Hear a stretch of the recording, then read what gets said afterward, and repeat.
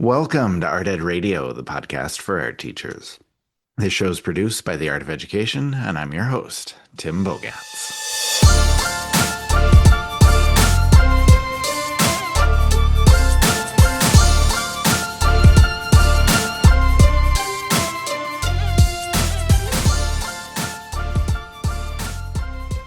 Welcome, everyone, to the month of March, and welcome to the March Mailbag. Always excited to go through all of your questions, everything that everyone has written into us. And joining me, as always, is Amanda Heyn. Amanda, how are you?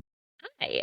I am moving through my life. Maybe I'll tell you more during story time, but I'm very happy to be here right now. How are you? Excellent. I'm, as always, thrilled to talk to you. Maybe this 45 minutes of mailbag question answering can be kind of a reprieve from the rest of your life. I think it's going to be great. I am very excited. We have a lot of exciting things to talk about, a lot of exciting things happening in March. Yes, and a lot of good absolutely. questions.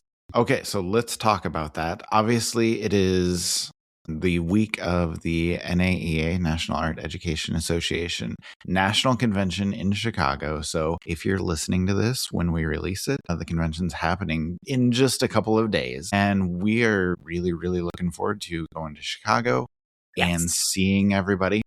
And I guess before we talk about that, we should introduce ourselves, though. I'm sorry. Okay, sure. If you want to meet us and know who we are.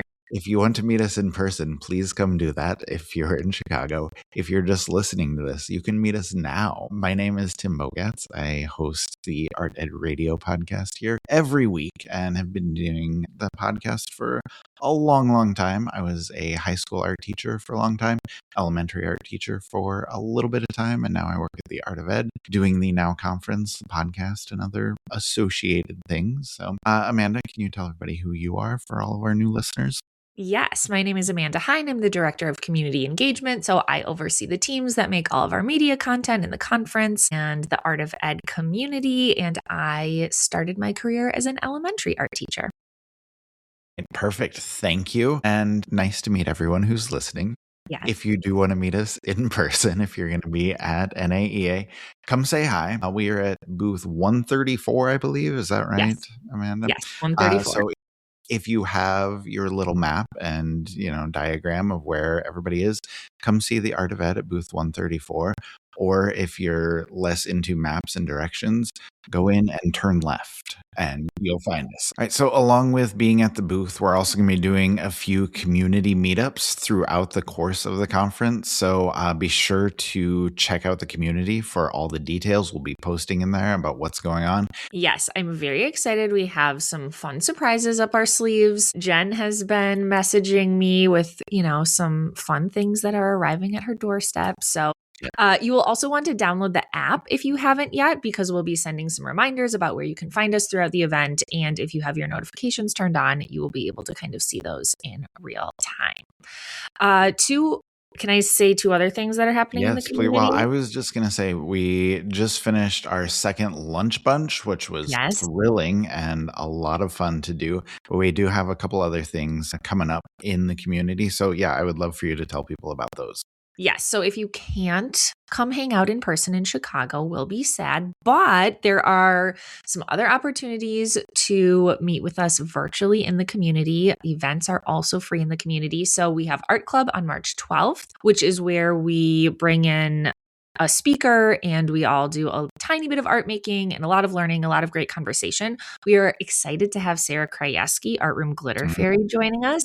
She's going to talk all about art shows because obviously March is Youth Art Month and we know a lot of people are putting up displays and kind of in the thick of it right now. So super excited to have her. And then we also have Pop-Up Studio on March 18th. This is a more casual, laid back event where you can come and just make art, bring whatever you're working on. And we are going to be talking a little bit about teacher leadership and advocacy during that time together. So we're super excited. Yeah, looking forward to both of those. And obviously, great fit with Youth Art Month and doing advocacy for your program. So I think both of those will be really, really cool. So, Okay, story time. Story time. And I will just say, I'm not going to start yet, but we are tantalizingly close to getting back to our gardening podcast here I because know. the weather's nice. A few bulbs are popping up. I've been to 2 gardening workshops in the past 10 days. Get We won't ready, dive in. everybody. So some people are thrilled. Some people are rolling their eyes already, but just wait for April. What I was going to say, though, fantastic parenting moment for me.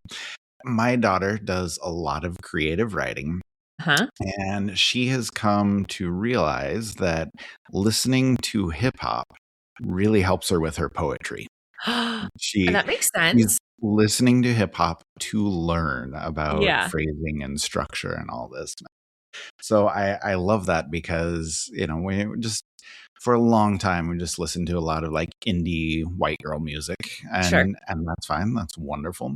And then we've just been hearing a lot more hip hop coming out of her room. One day we were at dinner, and just one of the great questions that I've ever received as a parent.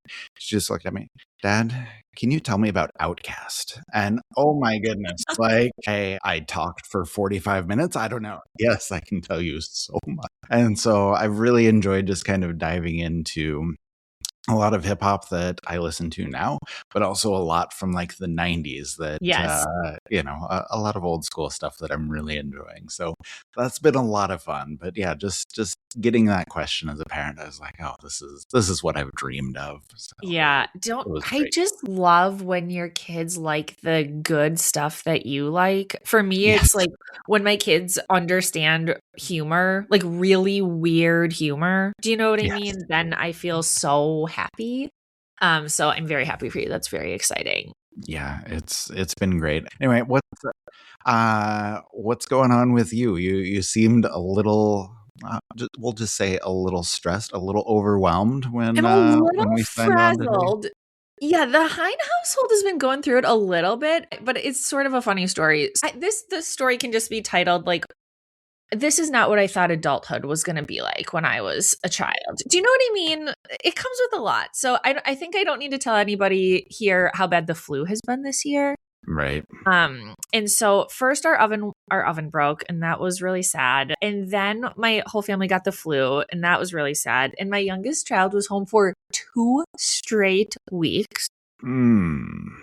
Just, working parents out there, I know you're the shock and horror on your face. Right. It was that bad. And then I went down hard with the flu, and the only way I could survive was taking showers. I took like 6 showers a day. And fun fact, did you know in 1990 when our house was built, they just put the tiles in the shower right on the wall. There's no waterproofing. Like no like Hardy bag. We're just sticking tiles right to the drywall. Yep. So on shower number 6 one day, I was just sitting down. I was so sick. And then all of the tiles in the shower just caved into the wall. Oh my God. And I was like, this would be cool if it was like a magical portal, except it's like now a portal to HE double hockey sticks if we're using, school appropriate words here. Anyway, so some mold remediation. It was really bad, but I think we're up and up now. And I'm so looking forward to going to NAEA and to, sometimes when I'm sad, I like to do some retail therapy. And I would like to tell everybody about 2 things that healed my soul. Okay. Which is 1, I bought 200 Ohuhu markers.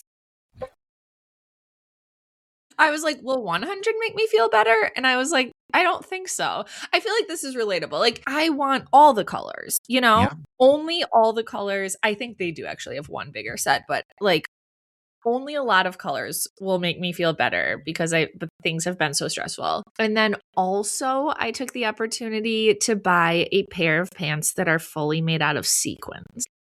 Okay. And I'm going to wear them to an AOE event, and I've received them and they are perfect. And sequins and markers, I think. What more do you need? What more do you need? Maybe a working oven and all the walls in your shower. Yeah, that would be helpful. But honestly, this in the interim. Yeah, in the interim, this is really making up for it. So I'm excited.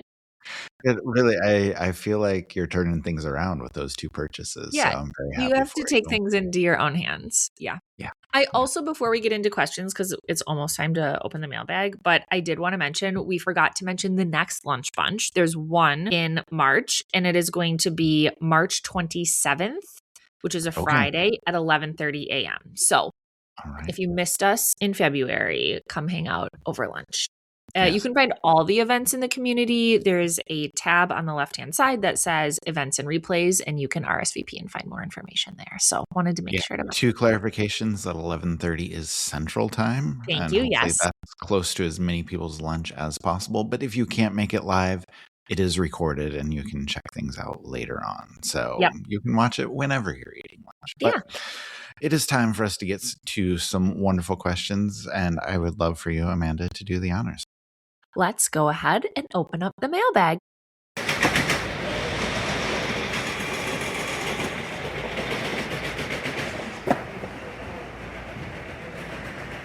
All right. Our first question is actually from someone going to NAEA. This is Anna in Indiana, which just rhymes so nicely. I really appreciate that. Congratulations on living in the correct place, Anna. Anna says, I'm excited to go to NAEA and excited to see the AOE team there. What advice do you have for someone attending the national convention for the very first time? Okay, I love this question. Also, I think you're forgetting it could be Anna. And then she would have to be from My Indiana. brain's telling me it has to rhyme. So, Anna, I hope we're getting this right. My apologies if not, but I You feel can so tell much us when better. you meet us. Yes, absolutely. Yeah.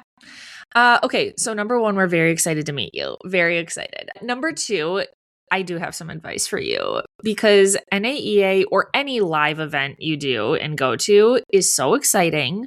You are going to want to do all the things, and I'm going to need you to not do all of the things. I have never been more tired than when I come back from a weekend at NAEA because it's so fun and you can really fill your day from 8 a.m. to 10 p.m. But I would advise you to plan some rest times in there specifically. I always plan like an hour or two to go back to my room and decompress during the afternoon because otherwise I just crash and burn.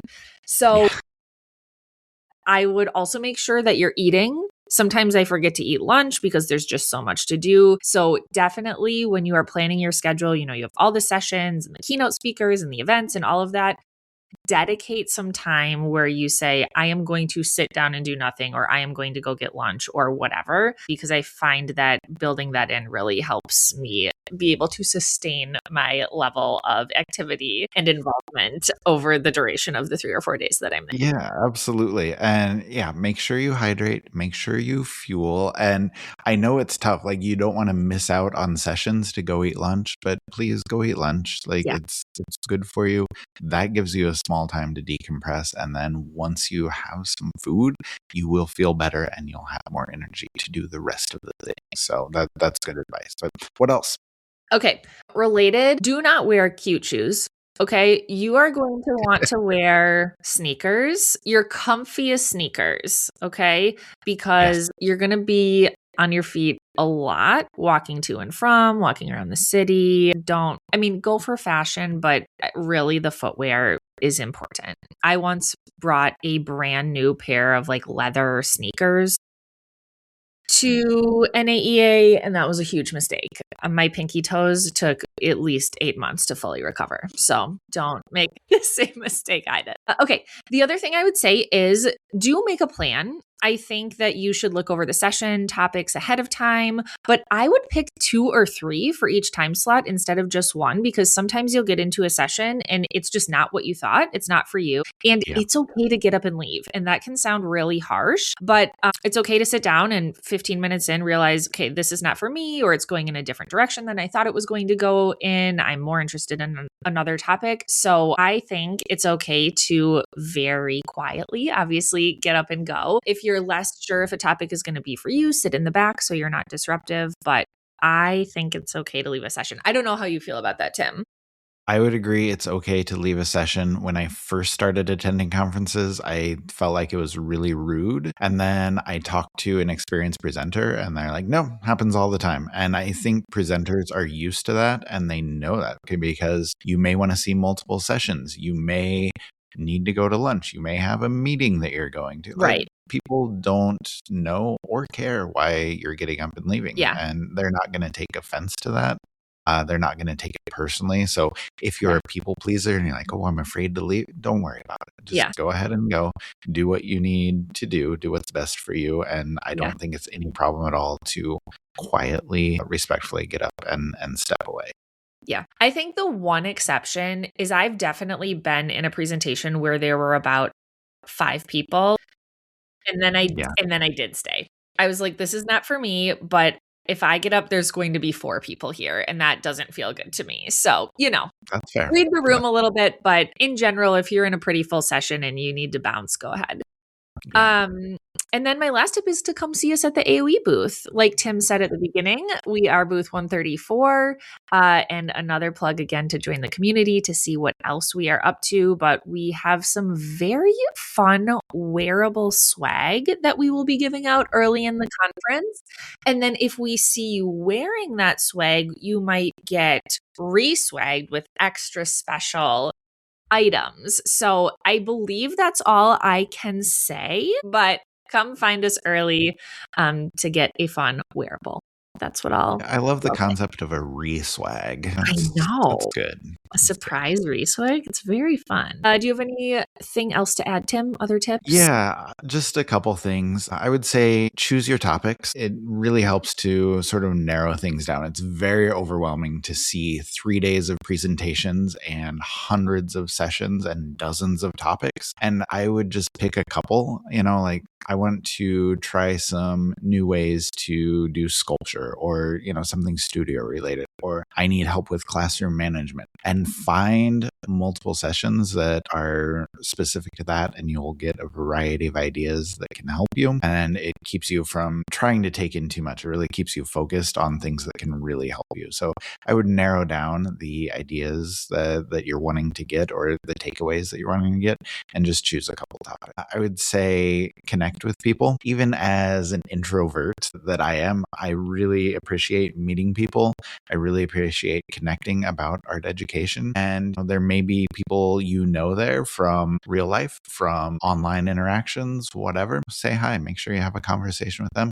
But also you can meet people that you don't know yet. Maybe it's somebody that you just follow on Instagram, but you want to say hi. Or maybe it's somebody that you don't even know. You can just strike up a conversation while you're waiting for a session to start. And a lot of times you can make really good connections there, which can be really fulfilling. So I would encourage people to do that. Third, I would kind of echo your point, Amanda, to do what you need to do to refresh, take your time, make sure you're taking care of yourself, but also do the things that are fulfilling for you. You don't need to be learning the entire time. And there are other ways to learn. Like you're in Chicago, go see some architecture, go visit some museums, spend some time making art, hit up some new restaurants, like whatever is going to make it a more enjoyable experience for you, a more worthwhile time for you. I think that'll be great. And then I was just going to say, as you were talking, Amanda, I remembered that we did a whole podcast about making the most of your conference experience, whether that's an online or in-person conference. So I'll link to that in the show notes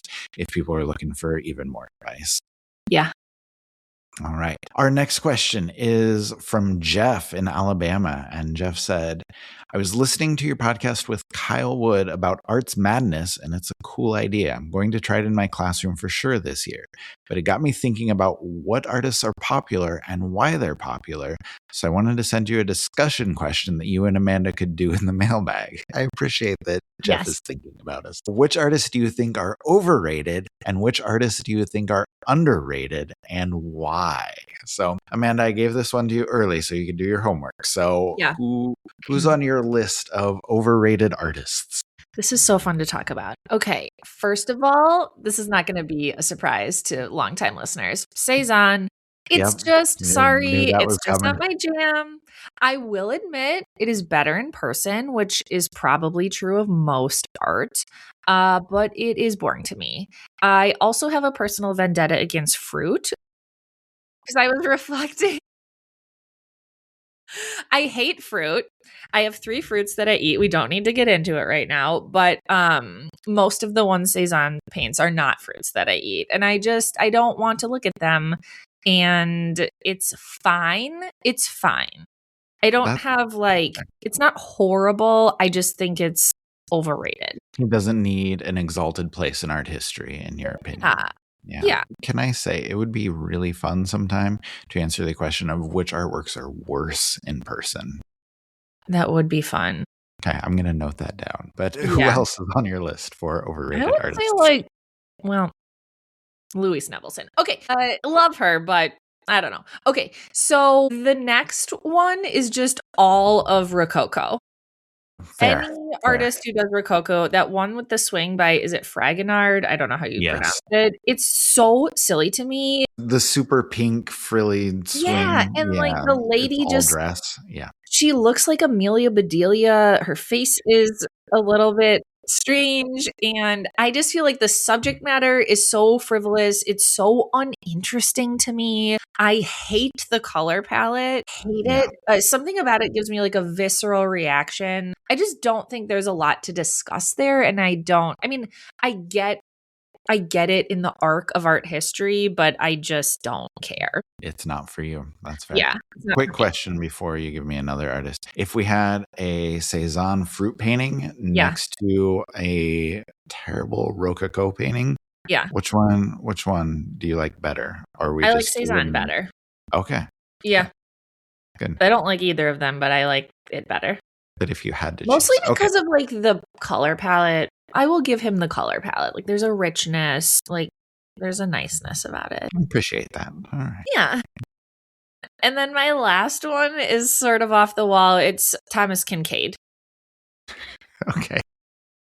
Who everybody's grandparents have hanging in the living room. Yeah, these guy, it's the painter of light. Okay, sir. But it's just cottages. It's so many cottages. Cottages during the day, cottages at night. But I do have to respect his game. I do think he was very prolific and very successful as a business person. I was going to say the marketing was out of this world. I had a Thomas Kincaid. I'm pretty sure, I should ask my mom. I believe there was one hanging above the bed in our home. I think that was a Thomas Kincaid. Yeah. I never had a Thomas Kincaid in my house, and I'm okay with that. Yeah, you should be. Who do you think's overrated? Well, I've talked about this endlessly on the podcast. Yeah. Picasso. Of course. Yeah. Again, he's made 30,000 works, and I think 4 of them are good. And so I just, no.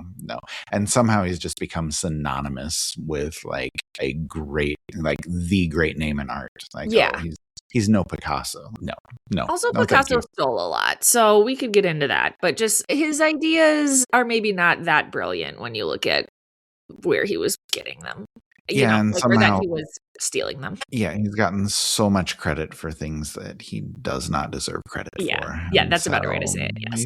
He's not gonna do it for me. And a lot of people get mad at me. My wife gets mad at me for not liking Picasso. We will go to museums and Picasso, I'm I'm gonna skip this one, and she gets very upset about that. That's fine. He's just he's not for me. Yep. The second one on the list is Jeff Koons. I know you hate Jeff Koons. Yeah, just way too commercial, way too slick. He feels slimy. His work feels slimy, and I just inauthentic. There's no authenticity with his work, and he doesn't even make any of it himself, which I also like. And it's just full of ego and so many different things that are just sort of antithetical to what I like about art. Yeah. So Jeff Koons is definitely not for me. And then third on my list. I was just going to say, I do like a shiny balloon dog. Not because it's art, just because I like shiny things. Do you know what I mean? Would I say it's great art? No. Do I get excited when I see it? Yeah. Yeah, that's cool. That's fine. If we go to the museum together, I'll let you check out the shiny balloon dogs, and I will find other things to do. Perfect. And then third on my list for overrated artists was the minimalists. Just anything minimalism. Disagree. No, well, I can appreciate some simplicity, some repetition, like Donald Judd every once in a while. Like, yeah, I kind of like that. But for the most part, I don't think there's a ton of thought put into that. I don't think there's a lot of technical skill. And again, it's more about the conceptual idea than anything that's actually being created, which I can appreciate. But at the same time, like, it does not excite me whatsoever. Yeah, that's fair. That's very fair. All right, let's go to the underrated artists. Like, who are the people that you enjoy that more people need to know about? Yeah. Okay. Well, I would say I'm going to try to say this the right way. Artemisia Gentileschi? Gentileschi, I think. But yes, that's a great answer for this. Okay. Like her, what is it? Judith Sling. Oh my God. So many hard words. Holofernes? Yeah. Am I doing Judith okay? cutting off the head of Holofernes. Yeah. I love that one. I feel like it's so much more visceral than any of the they're all disturbing, but hers is like so. Yeah, it's like next level graphic and vibrant and exciting. Yeah. And by so good, I actually don't mean show it to your students. Maybe like AP. I don't know. This is not like a classroom safe artwork, but I enjoy it. And I would just say also every other overlooked woman from art history that didn't get the attention or respect or opportunity she deserved that we don't even know about because they've been lost to time. So grouping them all in with Artemisia as my number one pick. I like it. Yeah. Great answer. Who else? Okay. Number two. Okay. I like a lot of conceptual art that other people don't. So Maurizio Catalan's Comedian, which is better known as the banana duct taped to the wall. Tape banana? Yeah. Yeah. Love it. I feel like if art isn't about new ideas, then what is it about? So I really enjoy artists that challenge the concept of what art is. I was going to mention that guy who, I don't even know if I can say it on the podcast, put his poop in a can. You know, that guy. I just think that's interesting. Disgusting. Like, I don't know what he was thinking, but it really got people talking. And I just trying to remember the artist's name. Manzoni, I want to say. Like Pierre Manzoni. I think it's Manzoni? Pierre. Yeah. Yeah, but like the MoMA has like a can of poop in the collection. I know. Which, like, wow, like, imagine if you got that in a museum. Just wild to me. So I like that. I also like that the duct tape banana was sold. And I believe it was you got one roll of duct tape and 3 bananas or something. And it was sold for either, I don't know if it cleared $1 million, but it was a lot of money, right, for this idea. And I think anybody who can sell an idea is quite interesting. Like it. And then my third one is Olafur Eliasson. I just think his stuff is so cool. I love that he uses light as a medium and space as a medium. I think that's interesting. I love how immersive his pieces are and interactive. The Milwaukee Art Museum has a really simple piece of his that's, I can't remember if it's 6 or 7 glass globes. And as you walk one way, they fade from white to the colors of the rainbow. And then you walk the other way and they fade from black to the color. It's just so beautiful and simple and interesting. And I just like work that sort of heightens your senses in a way. So he would be my number 3. All of those answers. So very cool.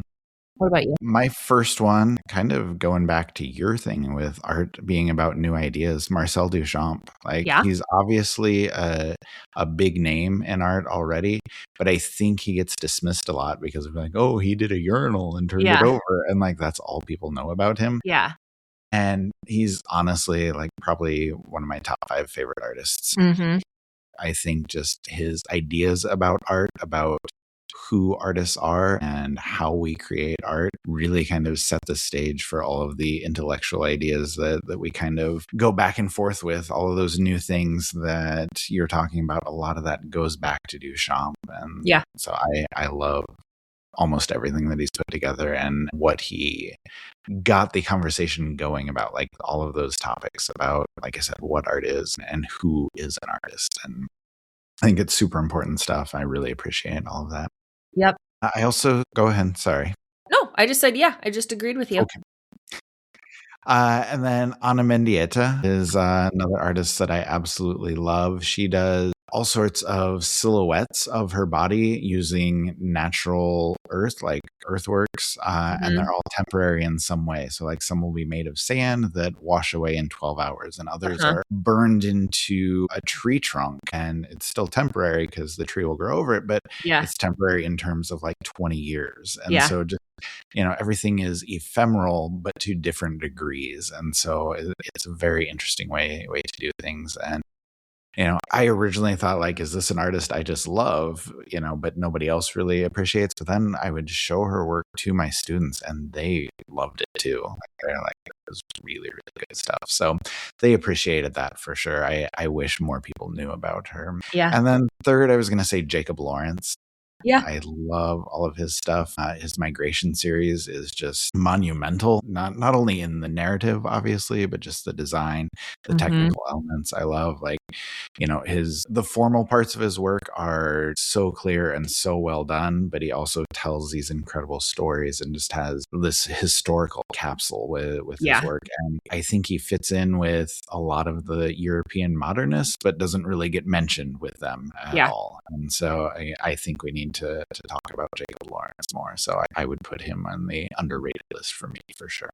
Yeah, for sure. All right, moving on to our next question. A lot less fun than the last two, but still important to talk about. This is an anonymous email that came in and said, I've been teaching for 3 years in a district that doesn't value the arts. I was just told recently that neither of my schools will have space for me next year, and I will be art on a cart both places for the foreseeable future.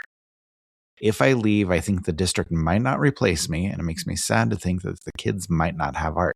They deserve it. But thinking about teaching from a cart makes me very frustrated, and I don't know when I would ever get a classroom. Does anyone enjoy teaching art on a cart? Can I make it work? What would you do? This is such a good mailbag question. Okay, this sounds... Can I start? I have thoughts. Please do. Okay, so first of all, that sounds really hard. That's a really tough position to be in. And there are a couple of avenues I think you need to explore as you think through it. So first of all, I want to commend you for thinking about the kids first. That's really idealistic and kind. And I would also like to remind you that whether or not a district provides art for students is not something that you need to take on. It's not your responsibility. You're not in charge of it. And so it's okay for you to look for a position that feels like a better fit for you. In terms of the what would you do part of your question, if I didn't want to teach art on a cart, I would look for another position. And I think that's valid and I think that's okay. But you also asked, does anyone enjoy teaching on a cart? Can I make it work? And the answer is yes. There are absolutely people who enjoy teaching art on a cart. And in fact, we have an excellent pro pack called Getting Started Teaching Art on a Cart. And in the first module, the facilitator, Lindsay Moss, talks all about the joy of teaching on a cart. And I was part of sort of the development of this pro pack. And when I first saw the outline, I was like, oh my gosh, what do you mean the joy of teaching art on a cart? Isn't everybody just, like trudging along? And we hear so many stories of all the schlepping and the ice. And I was confused about that, right? But Lindsay really made me see it in a whole new way. And she has direct experience teaching on a cart, making her a great person to talk about this. But she said she found a ton of positives about teaching on a cart. The biggest one being you don't have to maintain an art room, which is actually a huge time saver. You have to develop systems and processes that allow you to clean up, within the time frame that you're in another classroom.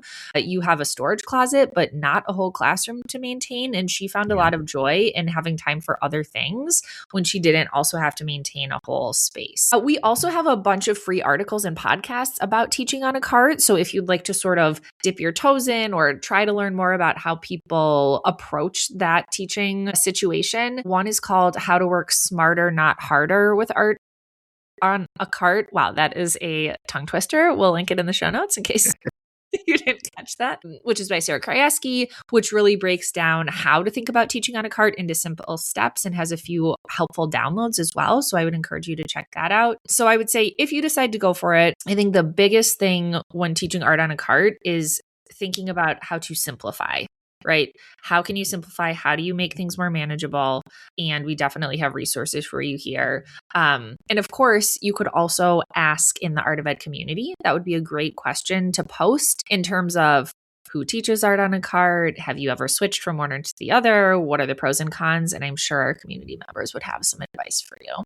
I was going to say, you'll hear a lot of perspectives, and that can maybe clarify your thinking a little bit. But Yeah. I was going to talk about Lindsay Moss as well, because she 100% shifted my mindset with that pro pack, and just like you said, finding the joy in doing things a little bit differently. And it's really nice to not have 30 watercolor sets on your counter that you need to dry out, and you need to clean up the yellows, and then you need to wash the bread. Like, you don't have to worry about that stuff because you don't have room for it. And so there are some serious benefits to that. When I first started, I was teaching elementary art, and one of my colleagues was art on a cart. She's like, I love this. And I really did not understand it. And I don't think it's for me personally, but she has taught for almost 30 years. Like, she's ready to retire now. She's been on a cart for almost that entire time, and she loves it. So it is out there. So to answer the question, like, yes, you definitely can make it work on a cart.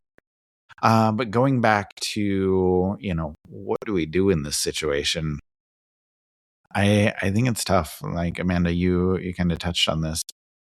Staying just because you're afraid that art might disappear is something that's really heavy. Like, that is a big burden, and honestly, that's not a burden that you should try and carry by yourself. Like, one person can't make up for systemic failures all by themselves. Like, that, it's a much bigger picture than one thing you can do. So kudos to you for thinking about that. But again, that's much bigger than one teacher. And I think kids deserve a teacher that is enjoying their job, and not one who's struggling, or one who's resentful about being in the job, or not having a classroom, or even somebody that's at risk of burning out because they're in a tough situation.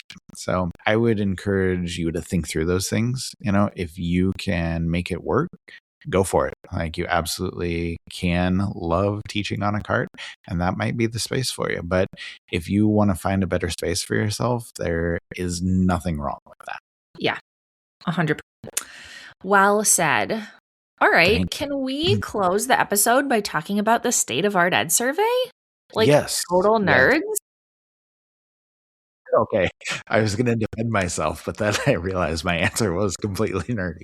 I was actually very excited to see the State of Art Ed results. We do that survey every year. We publish the results in the magazine. We've done podcasts, entire podcasts, breaking it down before, but there's always really, really good information in there. So I'll let you start, Amanda, since you're so excited to get into it. Like, well, what did you notice, or like, what did you find interesting in there? Yeah.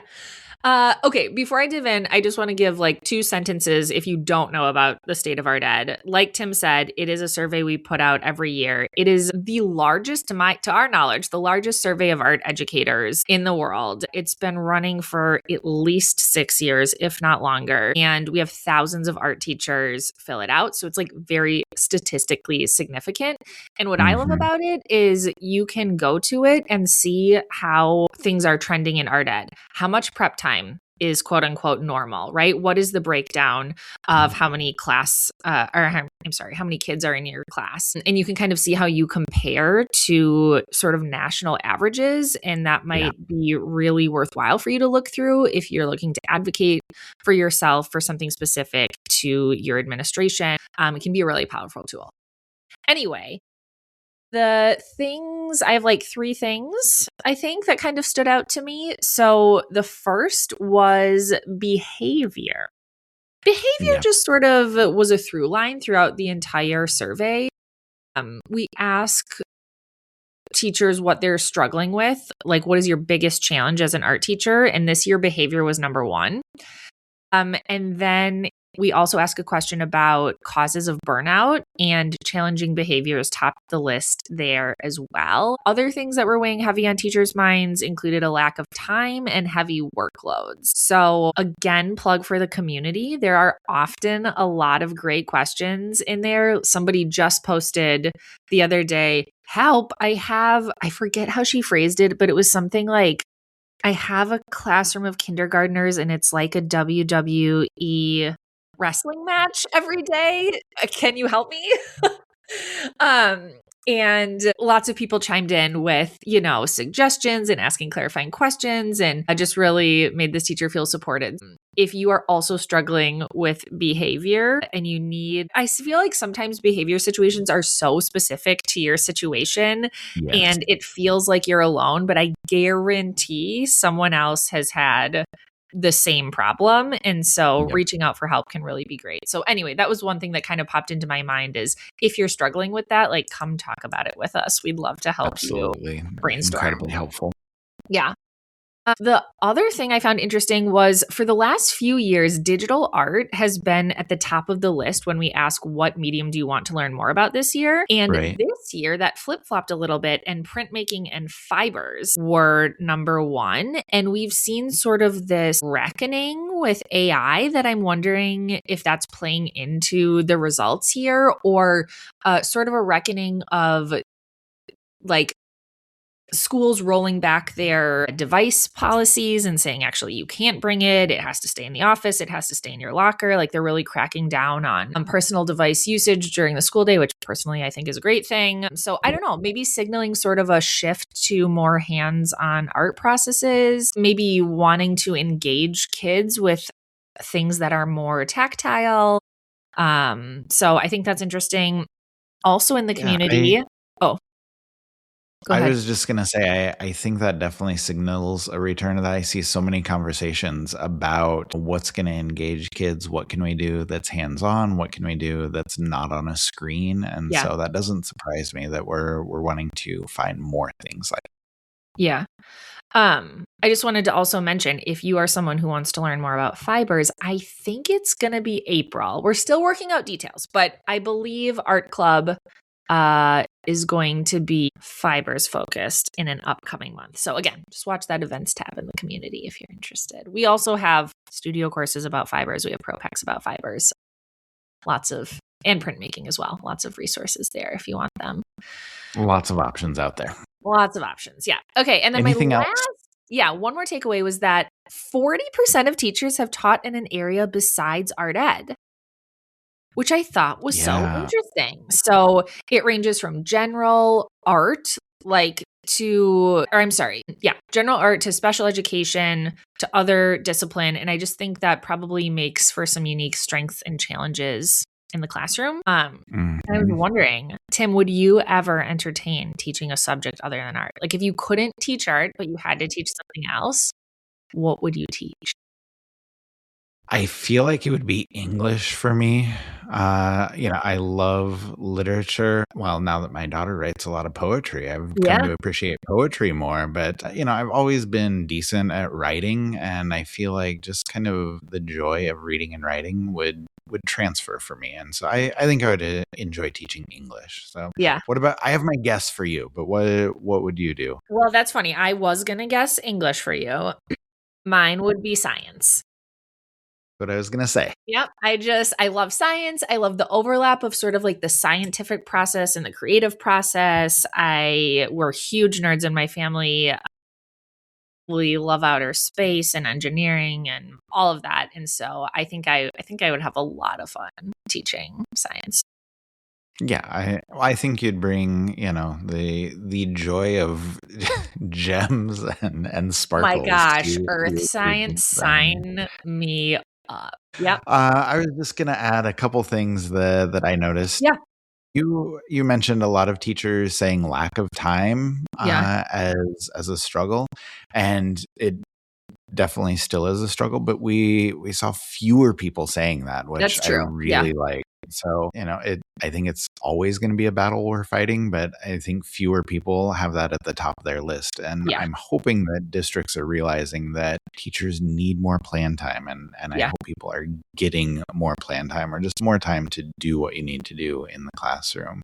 Along with the printmaking and fibers thing, just the emphasis on learning and making, not only for kids, but for ourselves as teachers too. I've seen a lot of interest, especially over the past few months, of teachers creating on their own. And so I think that can be something that people should lean into a little bit more. We've talked ad nauseum about all the benefits to that, but I really, really appreciate it. And then one thing I saw toward the end of the survey, 85% of teachers are writing most or all of their own curriculum and also designing their own resources. Yeah. This doesn't surprise me because that's what I did. Like, here are the standards, go get them. It's something unique that we face as our teachers. And so my turn to plug something, flex curriculum can be a huge help for that. Like, if you need an entire curriculum, it's there for you. If you just need to pick and choose a few resources, those are there for you. Yeah. If you just need a good follow-up lesson in a couple weeks, it's there for you. And so you can kind of pick and choose. It's flexible, obviously. And so you can find what is there to support you. So if you can get your district to get flex curriculum for you, like, that can be a game changer. And knowing that huge majority of us are writing so much curriculum, I think that could be a huge benefit to a lot of teachers. 100%. Yes. All right, Amanda, any closing thoughts before we wrap up for NAEA, for following up on these discussions for the month of March in general?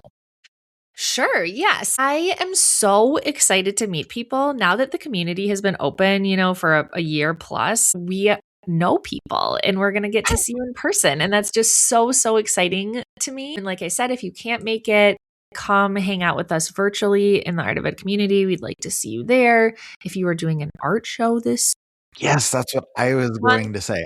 Good luck. I love seeing people's pictures from art shows. So yes. Before we get to the art show, just words of encouragement. You can do it. It's a lot of work. It's worth it. You will love it. Your kids will love it. Your families will love it. After the fact, please post pictures, whether you're on Instagram or in the community. I love seeing pictures of people's art shows. So send them to us via email. Post them in the community. Share with us on Instagram, wherever you are on socials. Like, let us see what's going on in the art show. We love seeing what kids are doing out there. 100%. All right, Amanda, thank you so much. It's been fun chatting about all of these things with you, and we'll have to come back and do it again next month. Sounds good. See you then. Thank you to Amanda for coming on. Thank you for listening. And we have so many show notes for you with podcasts and pro packs and community links and articles and everything that we discussed. It probably has a link. So check out the show notes if you want to dive into anything more with that. And before you go, quick reminder, if you're at NAEA in Chicago, come find us and say hello. If you're not going to NAEA, we would love to see you virtually. Art Club on March 12th, Pop-Up Studio March 18th, Lunch Bunch on March 27th, and replays for at least a couple of those if you can't make it live. And as always, if you have a question for a future mailbag, we would love to hear it. And if you're putting up work for Youth Art Month or hosting an art show, we would love to see that too. Tag us on social media, share it in the community, and we will find some way to connect with you there.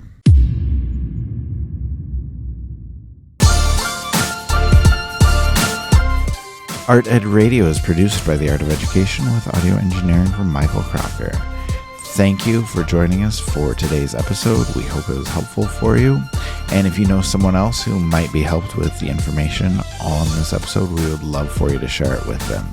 We also appreciate all of the ratings and reviews that listeners leave for us. So if you have a few seconds to give us a 5-star rating or even leave a review on Spotify, Apple Podcasts, or wherever you listen, we would love to see it. We appreciate all of our listeners, and we will talk to you again next week.